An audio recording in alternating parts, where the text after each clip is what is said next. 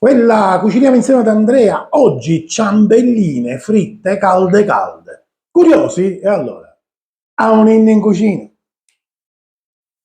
E rieccoci nuovamente qua ad un appuntamento goloso, al nostro appuntamento goloso.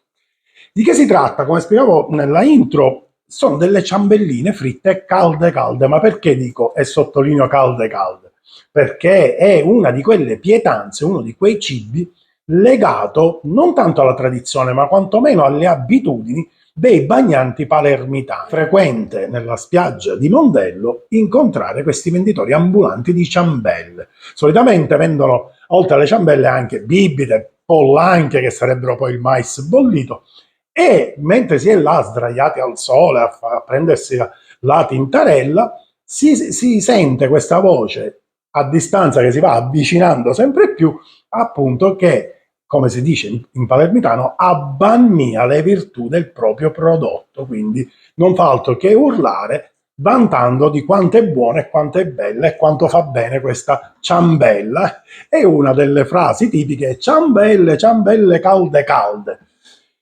E quindi è veramente legato a tantissime persone palermitane, specialmente in tenera età, perché è uno di quei piatti che fa gola ai bambini. Quindi quando si va al mare è difficilmente un genitore non accontenta un proprio figlio. Quando si avvicina a un venditore ambulante si usa acquistare appunto una ciambella fritta piena di zucchero per far felice il proprio bambino. Quindi ognuno di noi, secondo me, è parecchio legato a questo cibo da spiaggia, chiamiamolo pure così.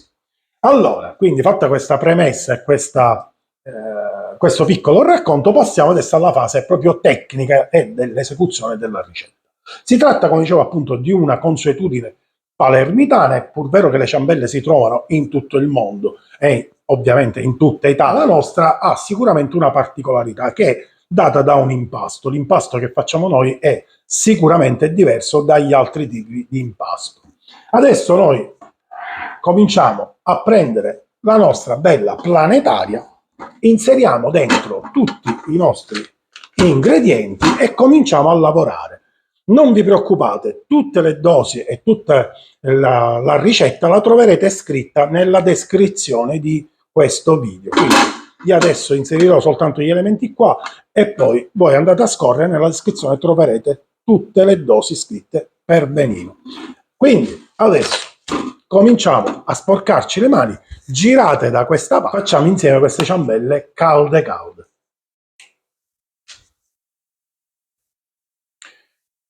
Ok, mettiamo in planetaria la farina, poi sbricioliamo il lievito, volendo si può anche sciogliere nel liquido che andremo ad usare, in questo caso è latte, ma se dovesse essere acqua usate, potete tranquillamente scioglierlo nell'acqua.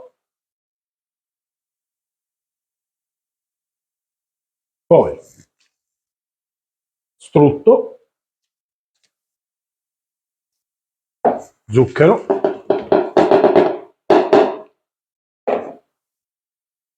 e cominciamo ad impastare piano piano.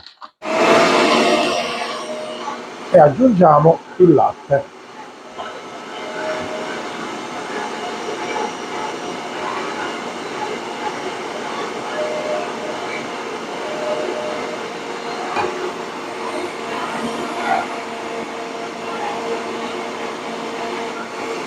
Dopo qualche minuto il sale.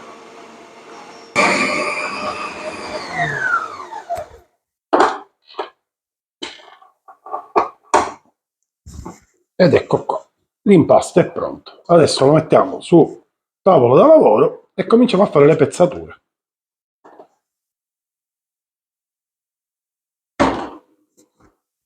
Diamo qualche piccola piega.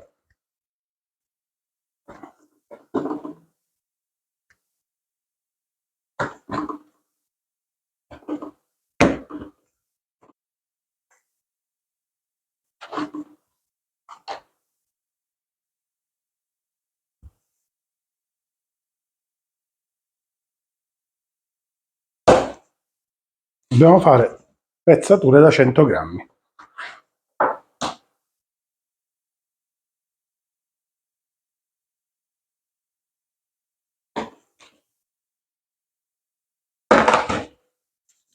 la pirlatura, quindi qualche piega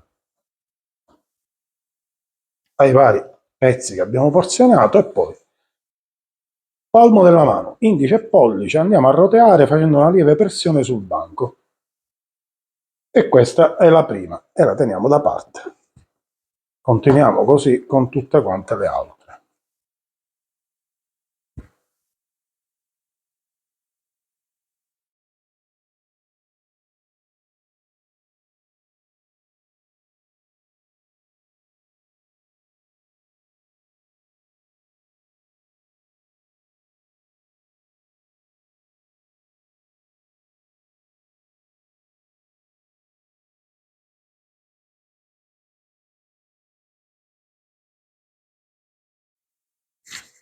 Fatte tutte quante le palline, le andiamo a coprire e lasciamo coperto per almeno 20 minuti. Trascorsi i 20 minuti, le nostre palline già hanno iniziato la fase della lievitazione, sono molto morbide. Senza l'ausilio di stampi, stampine, coppa paisa, niente di tutto questo, come facevano gli antichi, andiamo a fare un foro centrale usando le nostre dita. Poi inseriamo pollice e indice e cominciamo a fare scorrere tra le dita la pasta, allargando il buco e distribuendo bene l'impasto su tutta la circonferenza, esattamente per come vedete in video. Adesso ve lo faccio vedere meglio. Prendiamo una pallina fatte tutte quante le palline aperta, e al centro andiamo ad effettuare un foro, vedete? Poi inseriamo indice e pollice, allarghiamo leggermente e facciamo scorrere tra le dita. L'impasto tenderà ad andare più da una parte e meno dall'altra, dobbiamo stare attenti ed essere bravi a distribuirlo in maniera omogenea. Fatto questo, mettiamole su una placca. Io ho usato un piatto perché ne ho fatte poche obiettivamente, con sotto un quadratino di carta forno, e facciamo lievitare un'oretta e mezza. Ho messo sotto la carta forno perché poi mi agevolerà nel tuffarlo nell'olio bollente, vedete? Poi si staccherà tranquillamente, perché in quel modo rischierei di forare la ciambella e quindi perdere la lievitazione. Guardate qua che bella, soffice, è proprio una nuvola.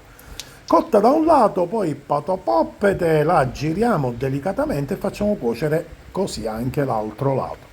Una volta che sono cotte ambedue i lati, quindi la ciambella è bella dorata, la facciamo raffreddare un paio di minuti e la tuffiamo in un mix di zucchero e cannella. E voilà! La ciambella bella calda calda. E adesso passo alla parte più bella della ricetta, l'assaggio.